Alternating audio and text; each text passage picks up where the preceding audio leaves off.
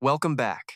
Today we are breaking down a total firestorm, easily the wildest, most unexpected drama to hit the tennis world all season. If you have been anywhere near tennis, Twitter, or Instagram lately, you already know exactly what is going on. The whole timeline just went nuclear. We are talking about a full-blown midnight internet meltdown. This viral sensation kept the die-hard fans up until sunrise, frantically refreshing their feeds instead of actually getting some sleep. Yeah, we are looking at that flaming leaked draw for the 2026 Mutua Madrid Open. It is a rumor that sent shockwaves everywhere, allegedly putting Filipino star Alexandra Iala against Spanish icon Paula Badosa in a massive first-round collision. Let's set the scene. It is peak European clay season. The Spanish air is getting hot and the dirt at Caja Magica is freshly swept. The hype for this WTA 1000 event, one of the crown jewels on the calendar, is hitting a fever pitch. Usually, these draw ceremonies are super locked down. They are strictly professional, formal, and highly guarded events. This is what decides a player's fate and writes the script for the next 2 weeks. But look, in this digital age, rumors move faster than a 100-mile-per-hour serve. Last night, a supposed screenshot of the matchup started blowing up. People called it a leak, and it caught fire instantly. Why? Because thousands of tired fans saw a first-round clash that looked straight out of a movie. Iala versus Badosa. The sheer scale of this hypothetical match is just massive. Seriously. In one corner, you have Paula Badosa, former world number 2, a literal icon in Spain. She steps onto that Madrid clay with a crowd so loud it is deafening.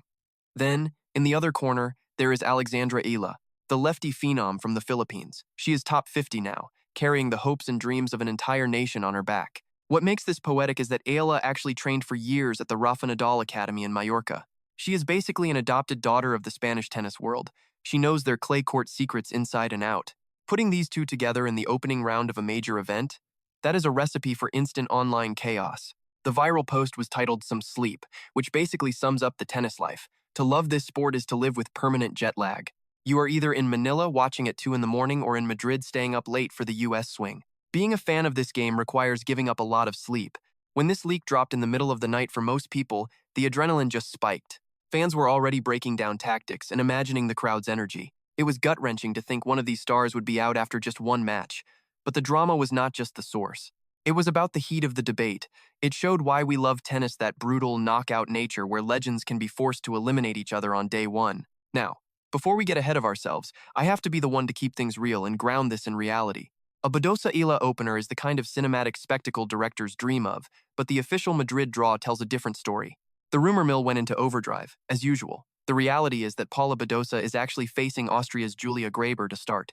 Badosa got in on a wild card and has to get through Graber first. That is her real opening test. Alexandra Iala, on the other hand, is currently scheduled to face a qualifier in her first match. So, no, they are not playing each other yet, but we cannot just brush aside the absolute madness this leak created. It proved there is a massive hunger in the tennis community to see these two athletes go head-to-head. It teased a fascinating clash of styles and generations that we absolutely have to talk about, even if it's not happening today. Where these two are mentally and physically is key to the 2026 clay season. They are both at a crossroads.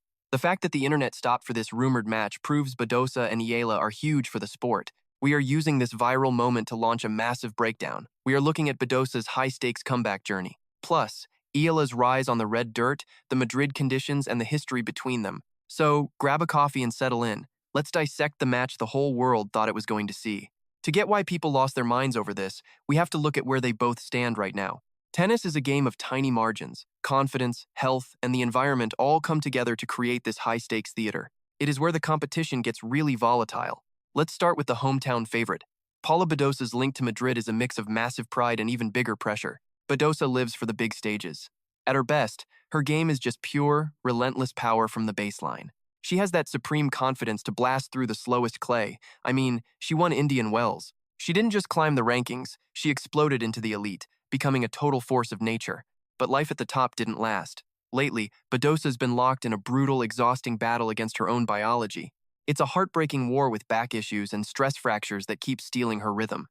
Now, she enters the 2026 Madrid Open as a wild card.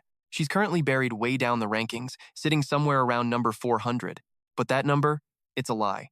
When she hits the Madrid clay, she isn't just fighting the girl across the net.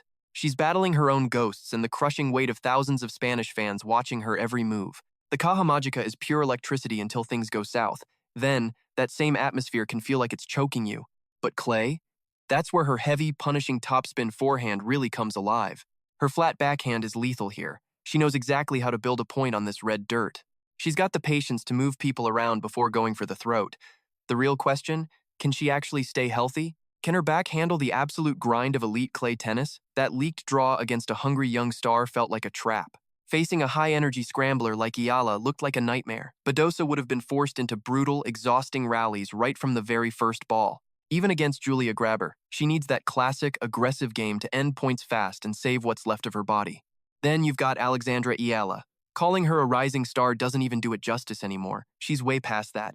She's a true pioneer for the Philippines. She's basically putting her whole country on the tennis map and lighting a fire under Southeast Asia. Now locked into the top 50 at number 45, she's officially graduated from being just a talented junior with a few Grand Slam titles. She's a stone-cold pro now, battle-hardened and desperate for a massive breakthrough at a 1,000-level tournament. What makes her so dangerous on the dirt is where she came from. Trained at the Rafa Nadal Academy, that Spanish clay court dominance has been drilled into her since she was a teen. Being a lefty makes her a total tactical headache. That forehand? It's loaded with nasty topspin that just explodes off the court.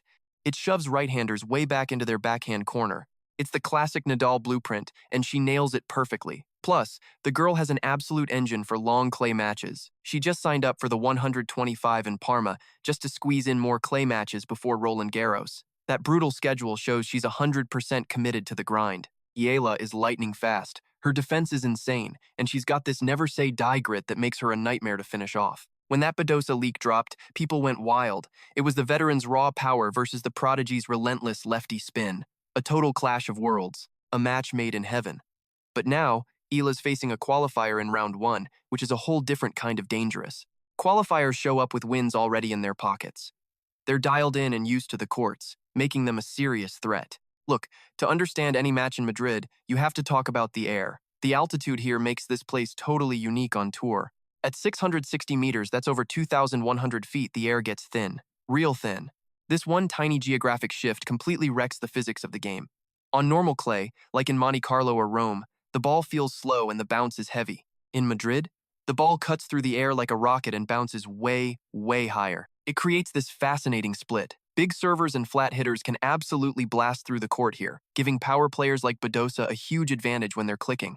A monster Badosa serve in this thin air is basically impossible to get back if she hits her spots. But that high bounce also makes extreme topspin deadly. That's exactly where Ayala's lefty forehand becomes an absolute weapon. If Ayala loops a heavy ball cross-court, the altitude makes it kick up way above the shoulder. It's almost impossible for a right-hander to attack that. So, let's look at the numbers. How do these two actually stack up on paper? Ayala, Philippines, Badosa, Spain.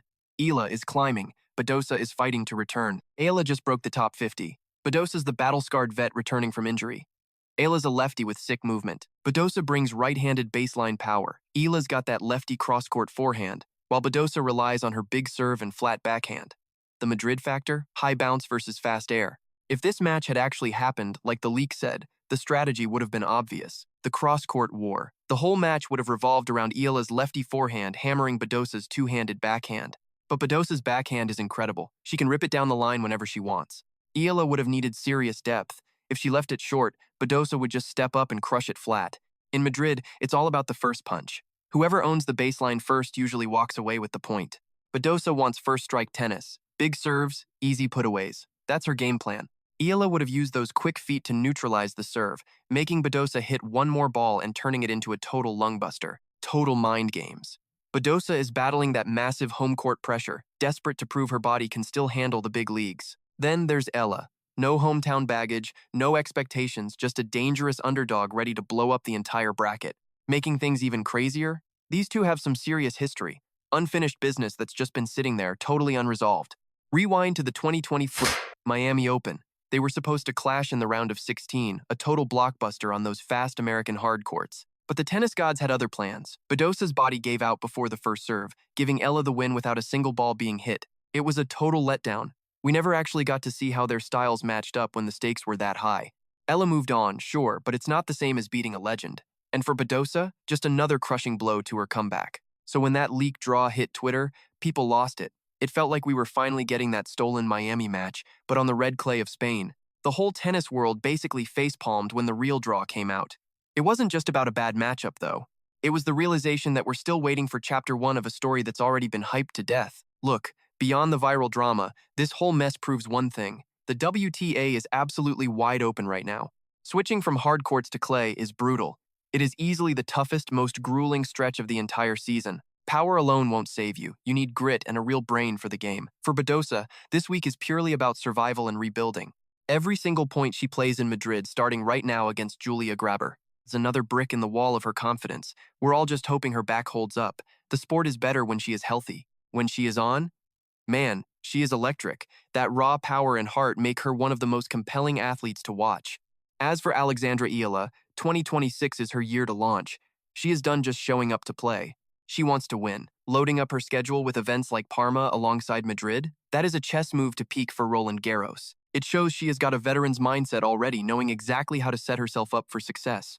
She is handling the national hero pressure with incredible grace, honestly. She is letting her game do the talking on the dirt while we try to make sense of the last 24 hours of chaos. Can we just talk about how wild it is that one sketchy screenshot can set the whole world on fire? That is where tennis is at. That get some sleep line from the viral post? Yeah, that pretty much sums up our collective obsession with this sport. We stay up all night, wreck our work schedules, and get way too emotionally attached to people hitting a yellow ball. Even if that Iala versus Badosa draw was just an internet fever dream, the hype behind it was 100% real. It proved Badosa is still a massive star people tune in for, and it proved Iala is officially a main event player now. She is a young gun who is actually scaring the veterans on this clay. Real talk though, the actual 2026 Madrid Open is going to be a total grind for both of them. Badosa is walking into the Caja Magica to face Julia Grabber with a stadium of screaming fans and a lot of personal demons. She is going to need those massive ground strokes to work their magic in that thin Madrid air. Iala is waiting on a tough qualifier, ready to use that nasty Nadal-style topspin to keep climbing the ranks. They are not playing each other yet, but honestly, their separate runs are the biggest stories of the whole clay season. Look, sometimes reality is even more intense than the fan theories we cook up in our heads. There is something beautifully brutal about a knockout tournament. It is one and done. Every match is a dogfight. Thanks for hanging with me through all this internet madness and the breakdown of the Madrid Open. If you like this breakdown, hit that like button, subscribe, and tell me in the comments, how deep do you think Iala and Badosa actually go this week? And more importantly, who do you think walks away with the win if that leak had been legit? Try to get some sleep, because the tour never stops. Catch you guys in the next one.